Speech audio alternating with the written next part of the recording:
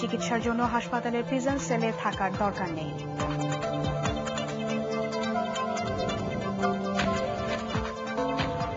বঙ্গভবনের সংলাপের পর রাজনৈতিক সংকটের সমাধান নির্ভর করছে রাষ্ট্রপতি ও সরকারের মনোভাবের উপর, মনে করেন সংবিধান বিশেষজ্ঞরা।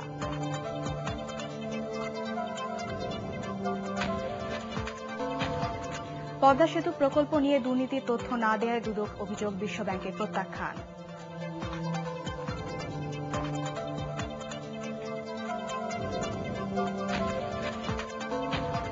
এবং বান্দরবান ও সিরাজগঞ্জে দুটি সড়ক দুর্ঘটনায় মারা গেছে অন্তত 20 জন, আহত 35।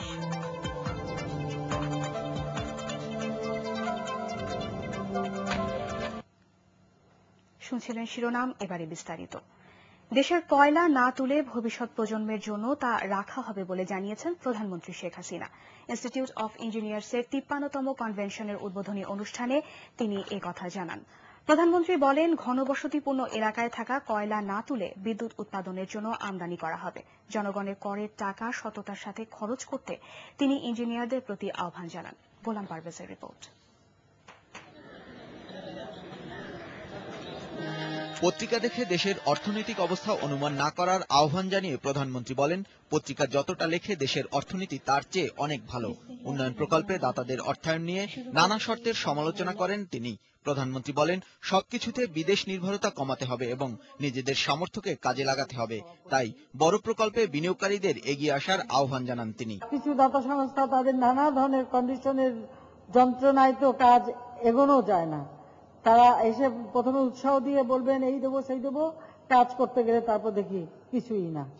কাজে এখন আমাদের নিজেদেরই চিন্তা করতে হবে এবং আমরা এটা বিশ্বাস করি যে যদি দ্রুত উন্নতি করতে হয় যে কে কি দেবে সে আশায় বসে না থেকে আমাদেরকে নিজেদের উদ্যোগ নিতে হবে। জরুরি ভিত্তিতে সমস্যা মেটাতে গত 3 বছরে 49টি নতুন বিদ্যুৎ কেন্দ্র তৈরি করা হয়েছে বলে জানান প্রধানমন্ত্রী। আগের সরকারগুলোর সমালোচনা করে তিনি বলেন, জাতীয় গ্রিডে বর্তমান সরকার 3000 মেগাওয়াট নতুন বিদ্যুৎ যোগ করেছে। 2013 সালের মধ্যে 7000 এবং 2021 সালের মধ্যে 20,000 মেগাওয়াট বিদ্যুৎ উৎপাদন করা হবে। সেজন্য জ্বালানি হিসেবে ব্যবহার করা হবে গ্যাস ও কয়লা, কিন্তু এক্ষেত্রে দেশীয় খনির কয়লা উত্তোলন না করে বিদেশ থেকে আমদানি করা হবে। আমাদের দেশে কিছু কয়লা আছে, এটা ঠিক, কিন্তু ঘন বসতিপূর্ণ এলাকা এই কয়লা উত্তোলন করতে যে নানা সমস্যা এদেশে হয়েছে, এমনকি মানুষের জীবন পর্যন্ত গেছে। আমাদের এই সম্পদটা আমাদের ভবিষ্যৎ প্রজন্মের জন্যই এটা থাক। বর্তমানে বিশ্বে প্রচুর কয়লা আমদানি করা যায়। আমরা এখন যে সমস্ত কয়লা ভিত্তিক বিদ্যুৎ কেন্দ্র নির্মাণের সিদ্ধান্ত নিয়েছি তাদেরকে আগে আমরা কন্ডিশন দিচ্ছি যে তাদেরকে কয়লা আমদানি করে নিয়ে আসতে হবে। সরকারের উন্নয়ন ব্যয়ের শতকরা 85% ইঞ্জিনিয়ারদের মাধ্যমে ব্যয় হয়। তাই জনগণের করের টাকা আর দেশের সীমিত সম্পদ সৎভাবে খরচ করতে ইঞ্জিনিয়ারদের আহ্বান জানান প্রধানমন্ত্রী শেখ হাসিনা। গোলাম পারভেজ, এটিএন বাংলা, ঢাকা। বঙ্গবন্ধু শেখ মুজিব মেডিকেল বিশ্ববিদ্যালয়ের প্রিজন সেলে আটক জামায়াতের সাবেক আমির গোলাম আজমের মেডিকেল বোর্ডের রিপোর্ট কারা কর্তৃপক্ষের কাছে হস্তান্তর করেছে বিশ্ববিদ্যালয় কর্তৃপক্ষ। সব ধরনের পরীক্ষা নিরীক্ষা শেষে গোলাম আজমের শারীরিক অবস্থা ভালো ও স্থিতিশীল বলে রিপোর্ট দিয়েছে মেডিকেল বোর্ড। তাই চিকিৎসার জন্য এই মুহূর্তে হাসপাতালের প্রিজন সেলে তার থাকার প্রয়োজন নেই বলেও উল্লেখ করা হয় মেডিকেল বোর্ডের রিপোর্টে। আরও জানাচ্ছেন জিএম তসলিম। মানবতা বিরোধী অপরাধের মামলায় আটক গোলাম আজমকে বুধবার বিএসএমএমইউর প্রিজন সেলে আনার পর তার শারীরিক অবস্থা পরীক্ষা নিরীক্ষার জন্য 3 সদস্যের মেডিকেল বোর্ড গঠন করে হাসপাতাল কর্তৃপক্ষ। তার কিডনি, হার্ট, রক্ত, এক্স রে ও আল্ট্রাসোনোগ্রাম সহ সব ধরনের পরীক্ষা শেষে রিপোর্টগুলো হাসপাতাল কর্তৃপক্ষের কাছে জমা দেয় মেডিকেল বোর্ডের সদস্যরা। তবে আল্ট্রাসোনোগ্রামে গোলাম আজমের পিত্তথলিতে প্রাথমিকভাবে পাথর ধরা পড়লেও তা নিশ্চিত হওয়ার জন্য আরও পরীক্ষা নিরীক্ষা করা হতে পারে বলে জানিয়েছেন কর্তৃপক্ষ। গোলাম আজমের উচ্চ রক্তচাপ মাঝে মধ্যে বেড়ে গেলেও এই মুহূর্তে তা নিয়ন্ত্রণে রয়েছে বলে জানান চিকিৎসকরা। এক্সরেটাও হয়ে গেছে আর কি, কালকে ইকোটিক এগুলো হয়ে গেছে আর কি। ওইটা আল্ট্রাসাউন্ড করার পরে হয়তো ব্যাকে কমপ্লেন করছেন, কোমরে ব্যথা খুব বলছে, হয়তো স্পাইনের টেক্সে লাগতে পারে, সেটা হয়তো পরে করবো। শারীরিক অবস্থা এই মুহূর্তে ভালো ও স্থিতিশীল হওয়ায় গোলাম আজমের হাসপাতালের প্রিজন সেলে থাকার প্রয়োজন নেই বলে মেডিকেল বোর্ডের রিপোর্টে উল্লেখ করা হয়েছে। সব মিলিয়ে তারা যে মতামতটা দিয়েছেন সেটা হচ্ছে তার যে ওষুধপত্র তিনি খাচ্ছেন সেটা যে কোনো জায়গায় থেকেই তিনি সেটা খেতে পারেন, কিন্তু তার হাসপাতালে ভর্তি থাকার তার প্রয়োজনীয়তা নাই। গোলাম আজমকে দেয়া খাবার নিয়ে হাসপাতাল কর্তৃপক্ষের বিরুদ্ধে তার পুত্রের অভিযোগ সঠিক নয় বলে দাবি করেন হাসপাতালের এই পরিচালক। উনার দেয়া তালিকা অনুযায়ী তাকে খাবার সরবরাহ করা হচ্ছে। GM মুসলিম, ATN বাংলা, ঢাকা। সম্প্রতি বঙ্গভবনে শেষ হওয়া সংলাপের বিভিন্ন বিষয়ে রাষ্ট্রপতি জিল্লুর রহমান এবং সরকারের মনোভাবের উপরই রাজনৈতিক সংকটের সমাধান নির্ভর করছে বলে মনে করেন সংবিধান বিশেষজ্ঞরা। তাদের মতে নতুন নির্বাচন কমিশনারদের নিয়োগের ক্ষেত্রে রাষ্ট্রপতির এই উদ্যোগ অনুসারে একটি স্থায়ী পদ তৈরির পাশাপাশি সংলাপে উঠে আসা অন্যান্য বিষয়েও গুরুত্ব দেওয়া উচিত। রিপোর্ট করছেন SM বাবু।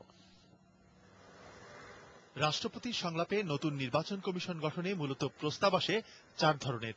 এর মধ্যে সার্চ কমিটি গঠনের প্রস্তাব দেয় সর্বোচ্চ 8টি দল, যাদের বেশিরভাগই বলছে সাংবিধানিক পদে দায়িত্ব পালনকারীদের নিয়েই এই কমিটি করতে হবে।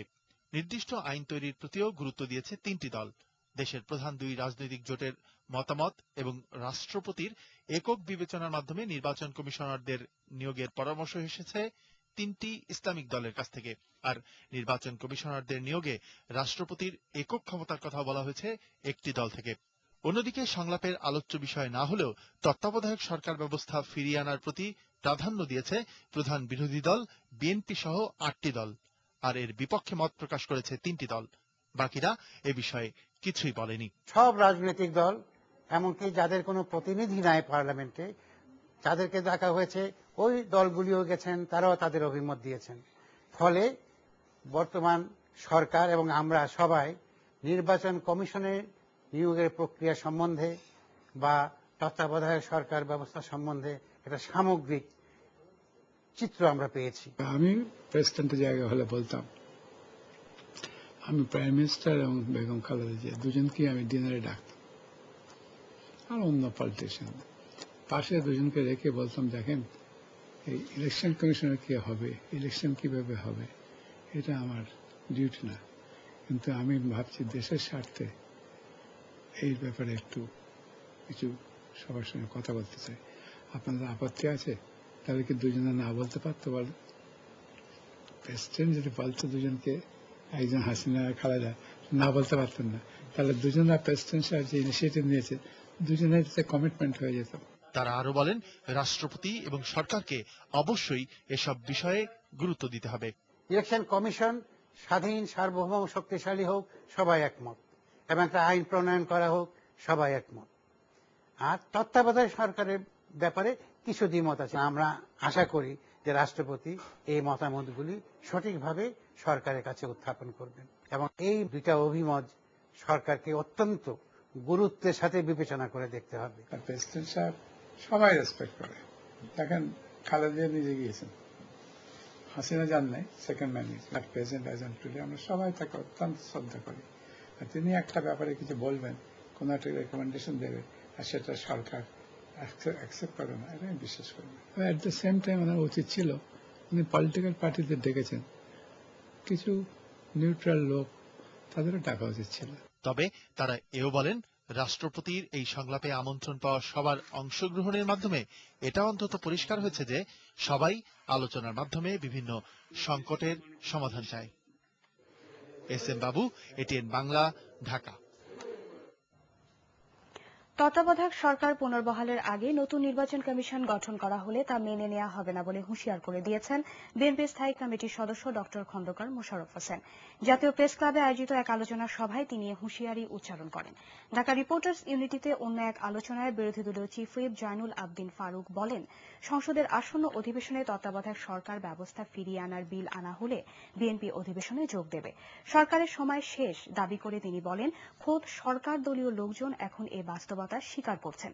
বিএনপির স্থায়ী কমিটির সদস্য ডক্টর খন্দকার মোশাররফ হোসেন বলেন, দাবি না মানলে আন্দোলনের মাধ্যমে সরকারের পতন ঘটিয়ে তত্ত্বাবধায়ক সরকার প্রতিষ্ঠা করা হবে। আর সেই তত্ত্বাবধায়ক সরকার সবার কাছে গ্রহণযোগ্য নতুন নির্বাচন কমিশন গঠন করবে। জাতীয় সংসদের টেবিলে তত্ত্বাবধায়ক সরকারের বিলটা এনে টেবিলে উপস্থাপন করেন, অবশ্যই আমরা জাতীয় সংসদে যাওয়ার চিন্তা ভাবনা করব। প্রধান নির্বাচন কমিশনার যিনি সরকারের প্রতি আজ্ঞাবহ একজন বিতর্কিত প্রধান নির্বাচন কমিশনার, আর তাকে আবার নিয়োগ করা হবে, এরকম কথা যদি হয় তাহলে মহামান্য রাষ্ট্রপতি কেন এই সংলাপের নাটক করতে হলো? পদ্মা সেতু প্রকল্পে দুর্নীতির প্রমাণ হিসেবে বিশ্ব ব্যাংকের কাছ থেকে সুনির্দিষ্ট কোনো তথ্য পাওয়া যায়নি। দুর্নীতি দমন কমিশনের এই বক্তব্য প্রত্যাখ্যান করেছে বিশ্ব ব্যাংক। বিশ্ব ব্যাংকের দাবি, দুদকের চাহিদা মতো প্রয়োজনীয় সব তথ্যই দেওয়া হয়েছে। মাহফুজ মিশুর রিপোর্ট। বহু আশা জাগানিয়া পদ্মা সেতু প্রকল্পের গোড়াতেই গলদ। প্রাকযোগ্যতার দরপত্রেই দুর্নীতির অভিযোগ বিশ্ব ব্যাংকের। সন্দেহের তীর সে সময়ের যোগাযোগ মন্ত্রী আবুল হোসেন আর তার প্রতিষ্ঠান সাকুর দিকে। I am totally and completely honest man. ফলাফল স্থগিত ঋণ সহায়তা। এর পরপরই এই প্রকল্পের অনিয়ম অনুসন্ধান শুরু করে দুর্নীতি দমন কমিশন। প্রকল্পের সাথে জড়িত সব প্রতিষ্ঠানের কাছ থেকে সুনির্দিষ্ট তথ্য প্রমাণ চায় দুদক। তবে মাস পেরিয়ে গেলেও বিশ্ব ব্যাংকের কাছ থেকে এখনো জবাব পাওয়া যায়নি, এমন দাবি দুদকের। চিঠি দেওয়ার আগে ওরা আমাদেরকে জানিয়েছিল যে তোমরা ক্যানাডিয়ান মাউন্টেড পুলিশের সঙ্গে যোগাযোগ করো। তো they have shifted their duty to another organization. আমরা এই কথা বলেছি যে তোমরা যদি উত্তর না দাও তাহলে আমরা মনে করে নিব যে তোমাদের কাছে এই বিষয়ে কোনো স্পেসিফিক সুনির্দিষ্ট কোনো তথ্য নাই।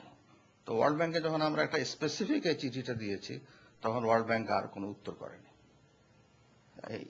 আপ টিল নাও তারা দে ডিড নট রিপ্লাই। কিন্তু এই অভিযোগ অস্বীকার করেছেন বিশ্ব ব্যাংকের কান্ট্রি ডিরেক্টর। বলেছেন দুদকের চাহিদা মতো সব তথ্যই সরবরাহ করা হয়েছে। I can say that any letter that has been sent to us by the Anti-Corruption Commission has indeed been answered. Perhaps they didn't receive what they hoped or what they wanted to receive, but it is definitely the case that the World Bank has responded to all correspondence from the government of Bangladesh or any of the agencies like the Anti-Corruption Commission. এর আগে পরিবেশ মন্ত্রী doctor Hasan মাহমুদের সাথে বৈঠক করেন বিশ্ব bank সহ বিভিন্ন দাতা সংস্থা ও উন্নয়ন সহযোগী প্রতিষ্ঠানের সদস্যরা। এ সময় মন্ত্রী জানান, আগামী মার্চের মধ্যে জলবায়ু পরিবর্তনের প্রভাব মোকাবেলায় গঠিত $125 মিলিয়ন তহবিলের 75% মতো অর্থ হাতে পাবে সরকার। এছাড়া আরো $100 মিলিয়ন শিগগিরই পাওয়া যাবে বলে আশাবাদী তিনি। মাহফুজ মিশু, এটিএন বাংলা, ঢাকা। সেবা খাতে দুর্নীতি নিয়ন্ত্রণে নতুন করে মাঠে নামছে দুর্নীতি দমন কমিশন। আর এক্ষেত্রে দুর্নীতির অন্যতম ক্ষেত্র হিসেবে যোগাযোগ, শিক্ষা ও স্বাস্থ্য খাতকে বেছে নেওয়া হয়েছে। পাশাপাশি অর্থ পাচার ঠেকাতেও নতুন বছরে জোরে সোরে কমিশন কাজ করবে বলে জানিয়েছেন দুদক চেয়ারম্যান গোলাম রহমান। আলমগীর স্বপনের রিপোর্ট।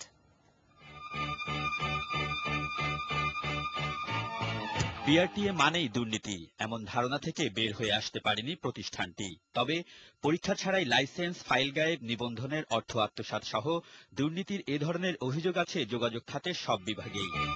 অন্যদিকে রোগীরা সঠিকভাবে চিকিৎসা পায় না এমন দুর্নাম থাকলেও স্বাস্থ্য খাতে চিকিৎসা সামগ্রী ক্রয়ে থেমে নেই দুর্নীতি।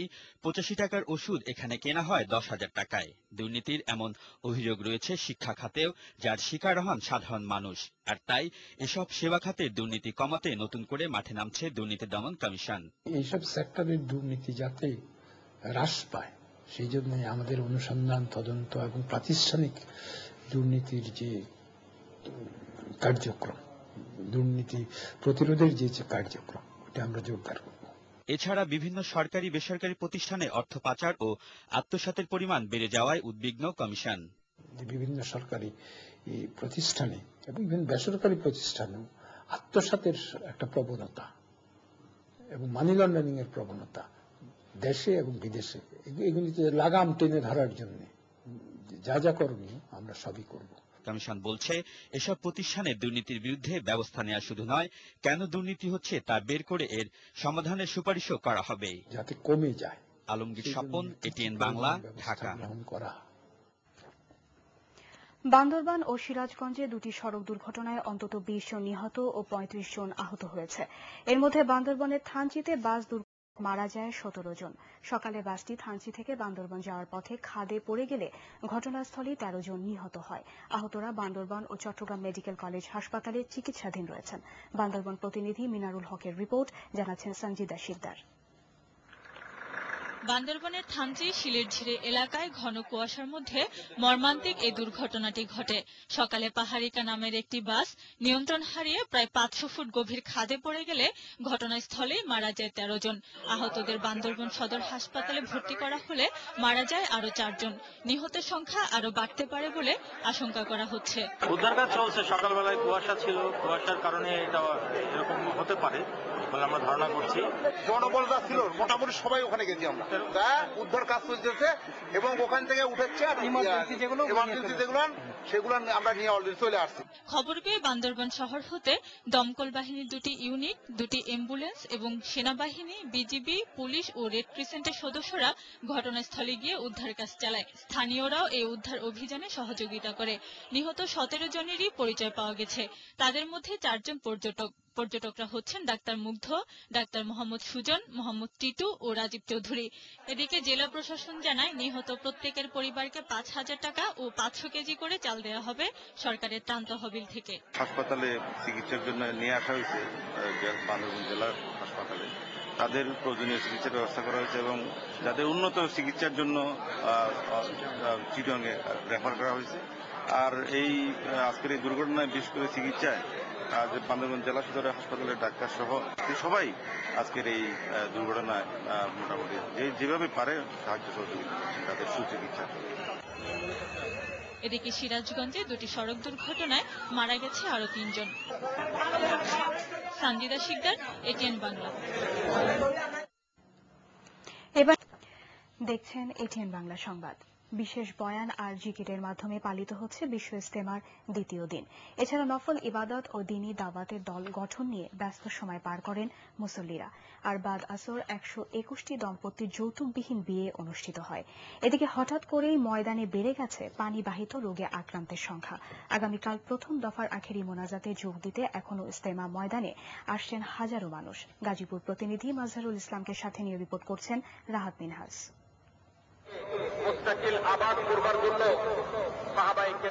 ইজতেমার দ্বিতীয় দিন শুরু হয় কালেমা, নামাজ, জিকির ও ইলম সহ তাবলিগ জামাতের 6 উসুলের উপর বিশেষ বয়ানের মাধ্যমে।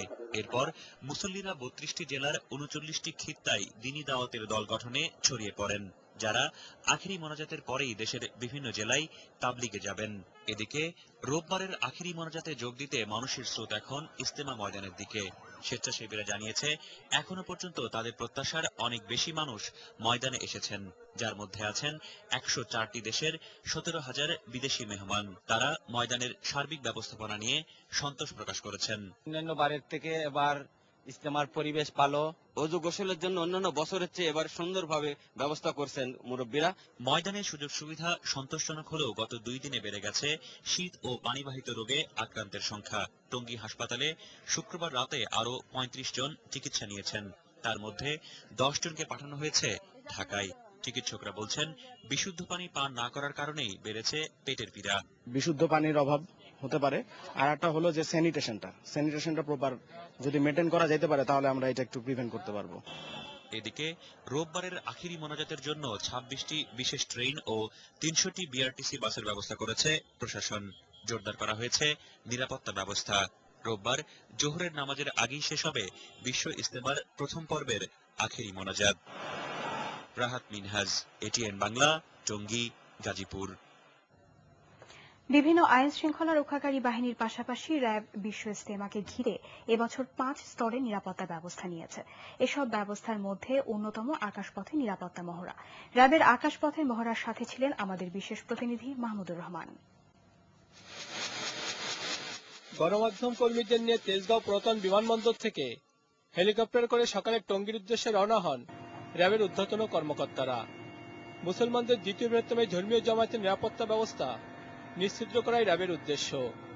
টঙ্গী তুরাগ নদীর তীরে বিশাল এলাকা জুড়ে সামিয়ানাটা নিয়ে ধর্মপ্রাণ মুসলমানরা সেখানে 2 দিন ধরে ইবাদত বন্দেগী করছেন। 2 ধাপে অনুষ্ঠিত ইজতেমা রোববার আখেরি মোনাজাতের মধ্য দিয়ে শেষ হবে প্রথম ধাপ। বাংলাদেশ ছাড়া বিভিন্ন দেশের মুসল্লিরা তাবলিগ জামাতের দ্বিতীয় বৃহত্তম জামায়াতে অংশ নেন। র্যাবের হেলিকপ্টারটি যখন ইজতেমা ময়দানের উপর দিয়ে টহল দিচ্ছিল তখন উপর থেকে দেখা যাচ্ছিল অসংখ্য তাঁবু ও মানুষের ঢল। র্যাব কর্মকর্তারা বলছেন এবছর ইজতেমাকে ঘিরে তারা 5 স্তরের নিরাপত্তা ব্যবস্থা গ্রহণ করেছে। আর আকাশপথের হেলিকপ্টার টহল তাদের নিরাপত্তার সবশেষ সংযোজন।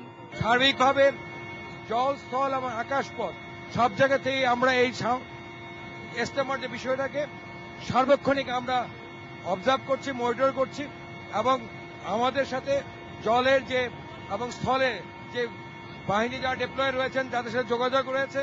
যে কোনো ধরনের অনিয়ম দেখা দিলে, সন্দেহ দেখা দিলে আমরা তাৎক্ষণিকভাবে তাদেরকে জানাচ্ছি এবং তাৎক্ষণিকভাবে তারা সেই ব্যবস্থা নিচ্ছে।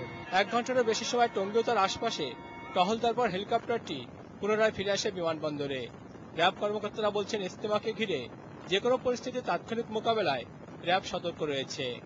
মুসলিম বিশ্বের দ্বিতীয় বৃহত্তম এই জমায়েতকে ঘিরে ইতিমধ্যে আইন শৃঙ্খলা রক্ষাকারী বাহিনীর সদস্যরা ব্যাপক নিরাপত্তা ব্যবস্থা গ্রহণ করেছে। সেই ব্যবস্থাকে আরো জোরদার ও নির্বিঘ্ন করতেই র্যাবের আকাশপথের হেলিকপ্টার মহড়া। র্যাব কর্মকর্তারা বলছেন, তারা যে কোনো পরিস্থিতি মোকাবেলায় জল, স্থল ও আকাশপথে প্রস্তুত রয়েছে। র্যাবের হেলিকপ্টার মহড়া থেকে মাহমুদুর রহমান, এটিএন বাংলা, টঙ্গী, গাজীপুর। এখন থেকে স্থানীয় সরকারের সব পর্যায়ের নির্বাচনে ইলেকট্রনিক ভোটিং মেশিন ইভিএম এ ভোট নেওয়া হবে বলে জানিয়েছেন প্রধান নির্বাচন কমিশনার ডক্টর এটিএম শামসুল হুদা। নরসিংদী পৌরসভার মেয়র উপনির্বাচন উপলক্ষে জেলা প্রশাসক সম্মেলন কক্ষে আইন শৃঙ্খলা বিষয়ক এক মতবিনিময় সভায় তিনি একথা জানান। সিইসি বলে, নির্বাচনে প্রিসাইডিং অফিসার, পোলিং অফিসার সহ অন্য কর্মকর্তাদের কর্মকাণ্ড শনাক্ত করার জন্য প্রতিটি কেন্দ্রে ওয়েব ক্যামেরা লাগানো হবে। ইভিএম পদ্ধতির প্রতি ভোটারদের আস্থা ও বিশ্বাস স্থাপনের জন্য কাজ করতে হবে বলেও মন্তব্য করেন প্রধান নির্বাচন কমিশনার ডক্টর এটিএম শামসুল হুদা। নির্বাচন কমিশনের এবং জেলা প্রশাসনের যেটা দায়িত্ব, সেটা হচ্ছে এই পরিবেশকে বজায় রাখা, যে ভোটারদের মনে এই আস্থার ভাব সৃষ্টি করা যে এখানে কোনো আপনার গোলযোগ হবে না। এখন থেকে স্থানীয় সরকার পর্যায়ে যত নির্বাচন হবে, সব নির্বাচনেই আমরা এই মেশিনটা আমরা ব্যবহার করব। শুধু জাতীয় সংসদ নির্বাচনে আমরা করব না। শিক্ষাঙ্গনে সন্ত্রাস আর সহিংসতা রোধে রাজনৈতিক দলগুলোকে দলীয়করণ বন্ধ করার আহ্বান জানিয়েছেন জাতীয় পার্টির চেয়ারম্যান হুসেইন মোহাম্মদ এরশাদ। বনানী বিদ্যানিকেতনে কৃতি শিক্ষার্থীদের সংবর্ধনা ও পুরস্কার বিতরণী অনুষ্ঠানে তিনি এই আহ্বান জানান। এ সময় সব শ্রেণীর মানুষের শিক্ষা নিশ্চিত করতে নানা অজুহাতে শিক্ষা প্রতিষ্ঠানগুলোর অতিরিক্ত ফি আদায় বন্ধ করার তাগিদ দেন জাতীয় পার্টির চেয়ারম্যান হুসেইন মোহাম্মদ এরশাদ। একটা দলের খুব বদনাম হচ্ছে, জনগণের কাছে তারা ধিকৃত হচ্ছেন, এটা কাম্য নয়, এটা কাম্য নয়। একটা কথা, অপ্রিয় কথা, তা বলি, দলীয়করণটা বন্ধ হয় তাহলে এটা বন্ধ হবে। যুদ্ধাপরাধীদের বিচার ঠেকাতে জামায়াত শিবিরের যে কোনো ষড়যন্ত্রকে প্রতিহত করা হবে বলে মন্তব্য করেছেন স্বরাষ্ট্রমন্ত্রী সাহারা খাতুন।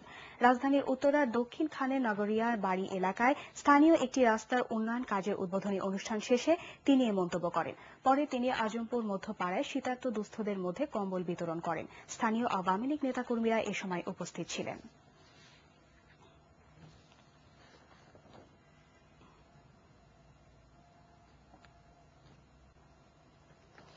জাহাঙ্গীরনগর বিশ্ববিদ্যালয়ের শিক্ষার্থী জুবায়ের আহমেদ হত্যাকাণ্ডের ঘটনায় আরও একজনকে গ্রেফতার করেছে পুলিশ। এ নিয়ে ঘটনায় 3 জনকে আটক করা হলো। পুলিশ জানায়, জিজ্ঞাসাবাদে আগের আটক দুজনের দেয়া তথ্য অনুযায়ী নতুন করে গ্রেফতার করা হয় নাজমুস সাকিব তপুকে। এদিকে এই হত্যাকাণ্ডের প্রতিবাদে ক্যাম্পাসে 6ষ্ঠ দিনের মতো চলে ক্লাস বর্জন, প্রতিবাদ সভা, মিছিল সহ নানা কর্মসূচি। বিভিন্ন ব্যানারে সন্ত্রাসের বিরুদ্ধে এসব কর্মসূচি পালন করেন শিক্ষক শিক্ষার্থীরা। শিক্ষক সমিতির সভাপতি এ মামুনকে লাঞ্ছিত করার প্রতিবাদে ও সভা করেন শিক্ষকরা। এছাড়া 5 দফা দাবিতে আন্দোলন কর্মসূচিরও ঘোষণা দেওয়া হয়েছে। ক্লাস চালু রাখার দাবিতে সমাবেশ করেছেন সাধারণ শিক্ষার্থী ও শিক্ষকদের একটি অংশ। আর বিশ্ববিদ্যালয়ের নিরাপত্তা কর্মকর্তা আজিমউদ্দিনকে এস্টেট বিভাগে বদলি করেছে প্রশাসন। ঢাকা জয়দেবপুর রুটে আরেক জোড়া নতুন ট্রেন চালু করেছেন রেলমন্ত্রী সুরঞ্জিত সেনগুপ্ত। রুটটিতে এ নিয়ে ট্রেন হল 4 জোড়া। কমলাপুর রেল স্টেশন থেকে সবুজ পতাকা উড়িয়ে যাত্রীবাহী তুরাগ ট্রেনের উদ্বোধন করেন রেলমন্ত্রী। 450 যাত্রী ধারণ ক্ষমতা সম্পন্ন এই লোকাল ট্রেনে মাত্র 10 টাকা ভাড়ায় ঢাকা থেকে গাজীপুর যাওয়া হবে। তেজগাঁও, বনানী, ক্যান্টনমেন্ট, বিমানবন্দর, টঙ্গী, অধীরাশ্রম স্টেশনেও থামবে ট্রেনটি। রেলমন্ত্রী সুরঞ্জিত সেনগুপ্ত জানান, অনিয়ম অবহেলার জন্যই রেল খাতের দুরবস্থা হয়েছে। চেষ্টা করেও একদিনে তা বদলানো সম্ভব নয়। তবে নতুন নতুন প্রকল্প নেওয়া হচ্ছে রেল খাতে। একজন ব্যবসায়ী হয়েও মানুষের মন কিভাবে জয় করা যায়, চিরদিন তার উদাহরণ হয়ে থাকবেন স্যামসন এইচ চৌধুরী। তার প্রতি মানুষের এই ভালোবাসা ও সম্মান সম্পদের জন্য নয়, তার সততা ও নৈতিকতার জন্য। স্কয়ার গ্রুপের চেয়ারম্যান স্যামসন এইচ চৌধুরী স্মরণে আয়োজিত শোকসভায় তাকে এভাবেই মূল্যায়ন করেন ব্যবসায়ী ও সহকর্মীরা। দেশের শীর্ষস্থানীয় 5 ব্যবসা সংগঠনের উদ্যোগে বঙ্গবন্ধু আন্তর্জাতিক সম্মেলন কেন্দ্রে এ সভার আয়োজন করা হয়। এতে বক্তারা বলেন, স্থানীয়ভাবে শুরু করে কিভাবে জাতীয় ও আন্তর্জাতিক পর্যায়ে ব্যবসাকে সুনামের সাথে এগিয়ে নেওয়া যায় তা শিখতে হলে স্যামসন এইচ চৌধুরী প্রকৃষ্ট উদাহরণ। ব্যবসা করেও কিভাবে আইনের মধ্যে থাকা যায় এবং আইন প্রদর্শন করা যায় তার একটি উজ্জ্বল দৃষ্টান্ত রেখে গেছেন স্যামসন চৌধুরী, এবং সেই দৃষ্টান্তটা আমরা যদি অনুকরণ করি তাহলে আমার মনে হয় দেশের জন্য অত্যন্ত মঙ্গলকর কাজ হবে। আন্তর্জাতিক সংবাদ।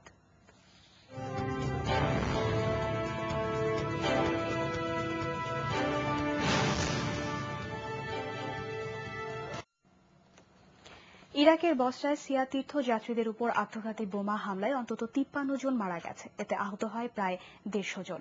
নিহতদের মধ্যে বেশ কজন পুলিশ সদস্য রয়েছে। পুলিশ জানায়, সিয়া সম্প্রদায়ের অন্যতম ধর্মীয় উৎসব আরবাইন পালনের সময় এই হামলার ঘটনা ঘটে। উৎসবের সময় হামলার আশঙ্কায় নিরাপত্তা জোরদার করার পরও এই হামলা চালানো হলো। বসরার দক্ষিণ পশ্চিমে জুবায়ের নামের ওই স্থানে যাওয়ার চেক পয়েন্টে হামলা চালায় পুলিশের পোশাক এবং ভুয়া পরিচয়পত্রধারী আত্মঘাতী এক জঙ্গি। পাকিস্তানের প্রেসিডেন্ট আসিফ আলী জারদারির উপর চাপ কমাতে প্রধানমন্ত্রী ইউসুফ রাজা গিলানি পদত্যাগ করতে পারেন বলে জানিয়েছে লন্ডন ভিত্তিক টাইমস পত্রিকা। সেনাবাহিনী ও সরকারের মধ্যে টানাপোড়েনের মধ্যে এই সম্ভাবনার কথা জানালো তারা। এদিকে ইসলামাবাদে প্রেসিডেন্ট জারদারির সাথে বৈঠক করেছেন সেনাবাহিনী প্রধান জেনারেল আশফাক পারভেজ কায়ানি। আলোচনার বিষয়বস্তু পরিষ্কার জানা না গেলেও পাক সংবাদ মাধ্যম ডন জানায়, সম্প্রতি চীনা পত্রিকাকে প্রধানমন্ত্রী গিলানির দেয়া বক্তব্যে আপত্তি জানিয়েছেন কায়ানি। গিলানি ওই পত্রিকায় সেনাবাহিনীর সম্পর্কে বিরূপ মন্তব্য করেন। এই বক্তব্য প্রত্যাহার করতে অনুরোধ জানায় কায়ানি। আর নেটোর রসদ সরবরাহ নিয়ে ইসলামাবাদে রুদ্ধদ্বার বৈঠক হয় সামরিক ও সরকারি কর্মকর্তাদের মধ্যে। গিলানি ও কায়ানি এতে উপস্থিত ছিলেন।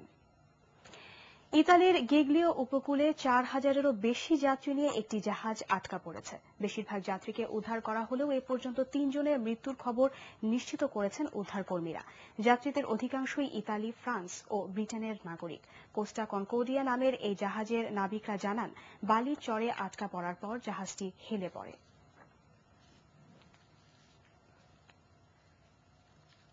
জিনিসপত্র চুরি করার সময় গালফ এয়ারের এক কর্মকর্তাকে আটক করেছে এয়ার পুলিশ। পুলিশ জানায়, হযরত শাহজালাল আন্তর্জাতিক বিমানবন্দরের 5 নম্বর বেল্ট এলাকায় যাত্রীদের লাগেজ কেটে জিনিসপত্র বের করার সময় গালফ এয়ারের customer service officer Shah Mohammad সোহেলকে আটক করা হয়। এ সময় তার কাছ থেকে একটি মোবাইল সেট ও কিছু কসমেটিক্স উদ্ধার করা হয়।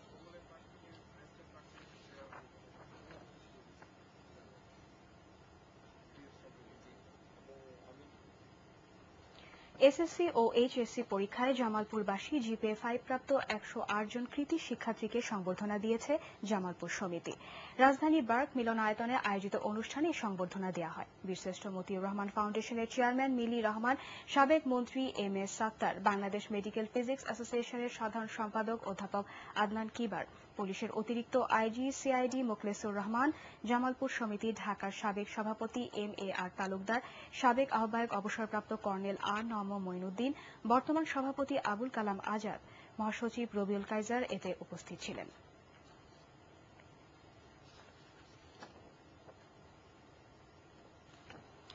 প্রতি বছরের মতো এবারও ঠোঁটকাটা শিশুদের বিনামূল্যে অপারেশন করতে বাংলাদেশে এসেছে আন্তর্জাতিক স্বেচ্ছাসেবী প্রতিষ্ঠান অপারেশন স্মাইল। রাজধানীর মোহাম্মদপুরের কেয়ার হসপিটালে এবার 60 থেকে 70 জন শিশুকে অপারেশন করা হবে বলে জানান বিশেষজ্ঞ ডাক্তাররা। প্রতিষ্ঠানের পরিচালক ডক্টর জেটন বলেন, বিশ্বের বিভিন্ন দরিদ্র দেশে ঠোঁটকাটা শিশুদের চিকিৎসার মাধ্যমে স্বাভাবিক জীবন ফিরিয়ে দিতে প্রায় 3 দশক ধরে কাজ করছে অপারেশন স্মাইল। সিঙ্গাপুরের প্লাস্টিক সার্জন ডাক্তার পর তাদের অপারেশন করান। প্রতিষ্ঠানের অন্যতম প্রতিষ্ঠাতা শাহনাজ ফায়েজ এ সময় উপস্থিত ছিলেন।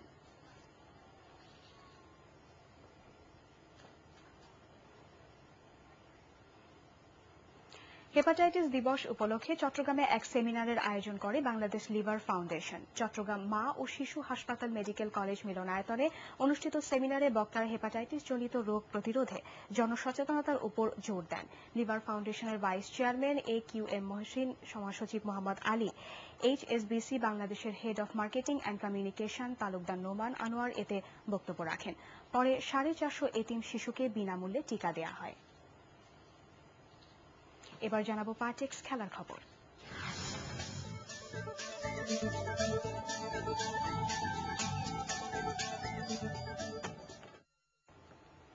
প্রিমিয়ার ডিভিশন ক্রিকেট লিগের উত্তেজনাপূর্ণ ম্যাচে আবাহনী লিমিটেডকে 3 উইকেটে হারালো ভিক্টোরিয়া স্পোর্টিং ক্লাব। এছাড়া জয় পেয়েছে মোহামেডান স্পোর্টিং ক্লাব লিমিটেড ও গাজী ট্যাঙ্ক। মিরপুর শেরেবাংলা জাতীয় স্টেডিয়ামে ব্যাটিংয়ে আমন্ত্রিত আবাহনী অধিনায়ক মাহমুদুল্লাহ রিয়াদের সেঞ্চুরিতে 253 রান তোলে। রিয়াদ 109 ও মার্শাল আইয়ুব 57 রান করেন। জবাবে ব্যাট করতে নেমে ফর্মে ফেরার ইঙ্গিত দেন ভিক্টোরিয়ার ওপেনার তামিম ইকবাল। তার 86 ও সাবেক পাক অধিনায়ক সৈয়দ মালিকের 85 রানে জয় তুলে নেয় ভিক্টোরিয়া। ম্যাচের শেষ বলে তারা জয়ের লক্ষ্যে পৌঁছে 3 উইকেট হাতে নিয়ে। ফতুল্লায় কলাবাগানের দেয়া 146 রানের টার্গেট তাড়া করতে নেমে 63 বল ও 6 উইকেট হাতে রেখেই জয় পায় মোহামেডান। আর বিকেএসপিতে সিসিএসকে 5 উইকেটে হারায় Gazi tank cricketers.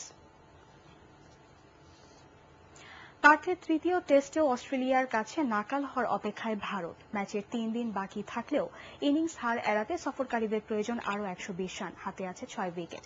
David ওয়ার্নারের century আর এড কাওয়ানের 50-তে প্রথম ইনিংসে 208 রানের লিড নেয় অজিরা। বিনা উইকেটে 149 রান নিয়ে দ্বিতীয় দিন শুরু করলেও স্বাগতিকরা অল আউট হয় 369 রানে। ওয়ার্নার একাই করেন 180 রান। দ্বিতীয় ইনিংসে ব্যাট করতে নেমে চাপে পড়ে ভারত। 51 রান তুলতেই গৌতম গম্ভীর, বীরেন্দ্র সেহবাগ, সচিন টেন্ডুলকার ও VVS লক্ষণকে হারায় সফরকারীরা। দ্বিতীয় দিন শেষে দ্বিতীয় ইনিংসে তাদের সংগ্রহ 4 উইকেটে 88 রান। প্রথম ইনিংসে ভারত করেছিল 161 রান।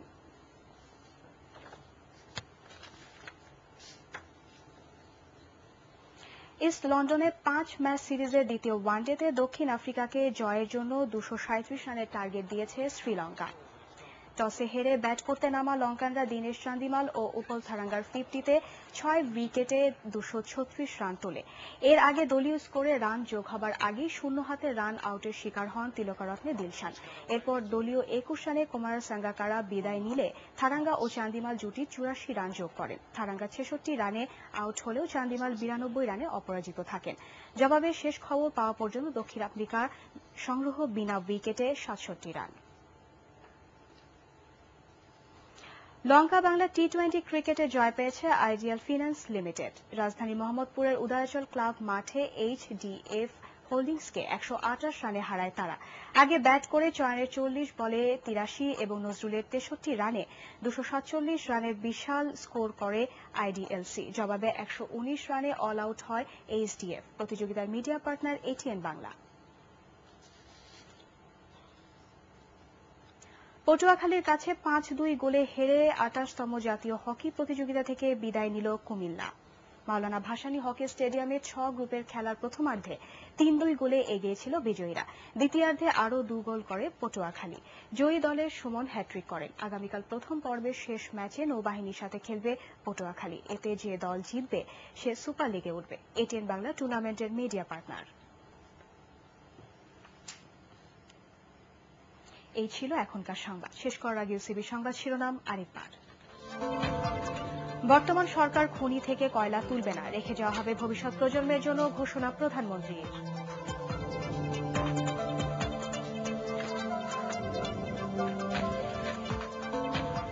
গোলাম আজমের মেডিকেল বোর্ডের রিপোর্ট কারা কর্তৃপক্ষের কাছে হস্তান্তর। চিকিৎসার জন্য হাসপাতালের প্রিজন সেলে থাকার দরকার নেই।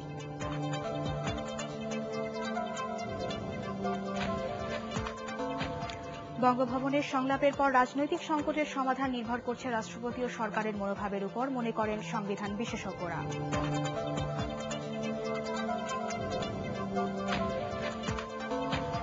পদ্মা সেতু প্রকল্প নিয়ে দুর্নীতির তথ্য না দেওয়ায় দুদকের অভিযোগ, বিশ্বব্যাংকের প্রত্যাখ্যান।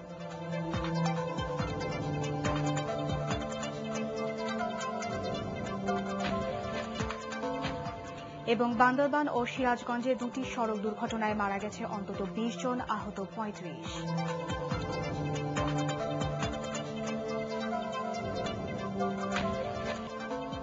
পরবর্তী সংবাদ দেখার আমন্ত্রণ জানিয়ে এখনকার মতো শেষ করছি। ধন্যবাদ সবাইকে।